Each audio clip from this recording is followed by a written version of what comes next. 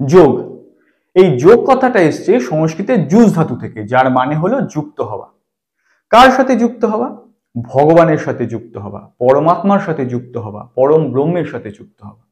তো এই যোগকে প্রধানত চারটি ভাগে ভাগ করা যায়: ভক্তিযোগ, কর্মযোগ, জ্ঞানযোগ এবং রাজযোগ। এছাড়াও মন্ত্রযোগ, হঠযোগ, লয়যোগ এবং ক্রিয়াযোগ প্রভৃতি আছে।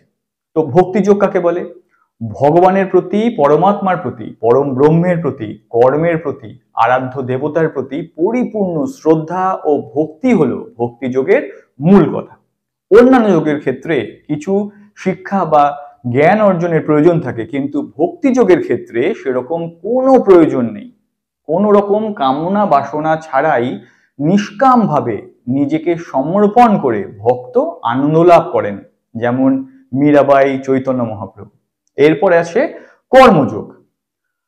ফলের অধিকার পরমাত্মার উপর ছেড়ে দিয়ে নিষ্কামভাবে যে কর্ম অনুষ্ঠিত হয় তাই হলো কর্মযোগ। যখন ব্যক্তি যে কর্মই করেন ভগবানের সেবা করছেন এই ভাব রেখে করেন, তখন তিনি কর্মযোগী হয়ে যান। এরপর আসে জ্ঞানযোগ।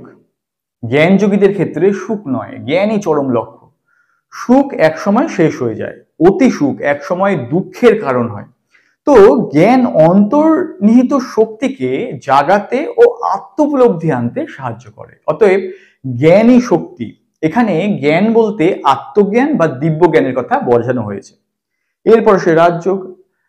রাজযোগ মূলত মন কেন্দ্রিক। মনের বিভিন্ন প্রকার অশুভ প্রবৃত্তিকে জয় করে একাগ্রতা বৃদ্ধির মাধ্যমে গভীর দিব্য অনুভূতি অর্জন করাই রাজযোগ। এই যোগে মন অন্তর্মুখী হয়।